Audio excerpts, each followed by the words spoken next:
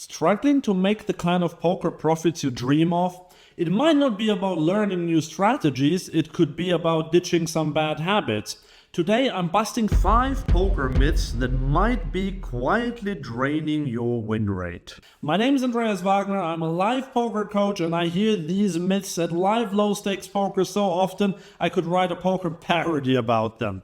And trust me, the last one is completely absurd, yet so many still believe it. But let's kick things off with a classic. This myth was already around when Dole Brunson tried on his first cowboy hat, and thanks to Hollywood, it's still alive and well. Movies love to portray poker as a battle of wits, where the key to victory is reading every little twitch, scratch, or bead of sweat. The idea? You can spot every bluff by watching someone's shaky hands or itchy nose. The reality? Tells are massively overrated. Have I ever scooped a big pot because someone scratched their nose at the wrong moment? Well, maybe once or twice, but I've probably lost just as many pots because I trusted my gut instinct instead of focusing on what really matters. Ranges, bet sizing, and game dynamics.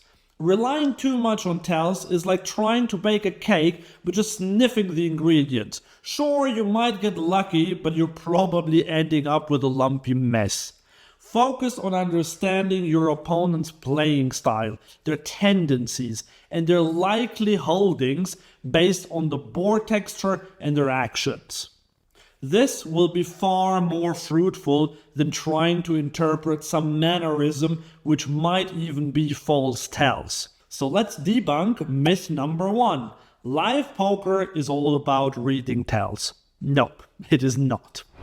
Now on to myth number 2, which is so deeply rooted that many players don't even question it. Flopping a flush draw, people light up like they've just won a lifetime supply of chocolate. But if they have a made hand and the flush draw hits the board, total panic. The knee-jerk reaction is to bet huge, thinking they're protecting their hand. Here's the truth though. Betting big to protect against a flush draw isn't protection. It's just bloating the pot. Yes, you're ahead of a flush draw, but not by much. For instance, a top pair hand might only have about 60% equity against a strong draw. And let's be real, most players chasing flush draws won't fold to a standard bet anyway. So instead of protecting, you're often just giving them the correct price to call. Thus, myth number 2, I need to protect against flush draws. Nope, you don't. Focus on value betting instead. Let's move to myth number 3. We can see it in action in this example. I raised my pocket kings from early position to 15 in a 1-2 game. I normally wouldn't bet so big, but here with kings and knowing what kind of player our friend the big blind was, I didn't think twice.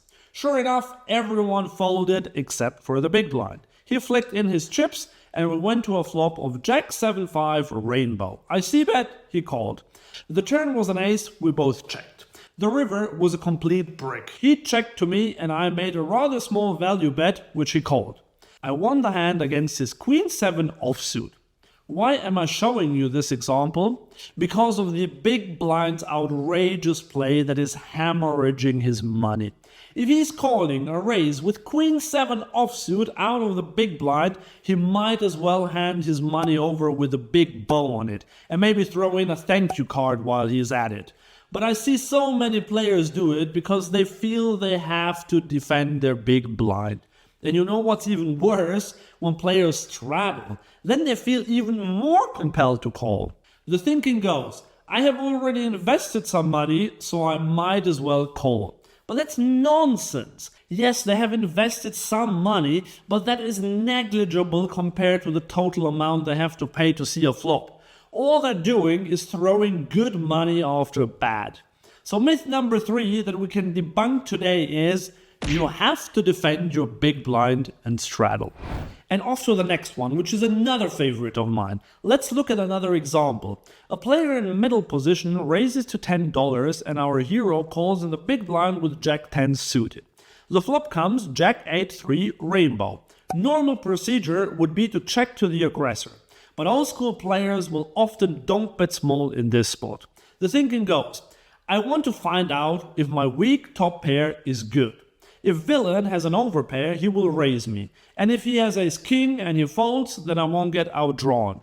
This thinking makes kind of sense until you play against a good opponent. He will see right through this play and can apply pressure. But we'll get to that later. First, I'd like to talk about what poker is about. You might say, Poker is about winning money. That's not wrong, but at its core, poker is a game where you have to try to avoid mistakes while inducing your opponent to make mistakes himself. And by donk betting in this spot, you allow your opponent to play perfectly. If he has an overpair, you're putting money in for him. If he has nothing, you don't allow him to bluff. Or you allow him to bluff, but then he will raise and you will probably have to fold if he continues his aggression. And if he has a hand like ace king, you still give him the odds to catch a small pair with his 2 overcards. So there is hardly a way to get him to make a mistake by betting. But you will still see a lot of old school players do this. They want to find out where they're at. This silly play even has a special name. And that's our number 4 myth that we are debunking today. Betting for information. Here's what to do instead. Check for information. Your opponent won't tell you exactly the 2 cards he's holding, but depending on his action, you'll have a much better understanding of what he might hold. And now, let's tackle the last myth, the one that's downright laughable. Thankfully, fewer players fall for this one, but when you find someone who does, get ready to reel them in like a largemouth bass.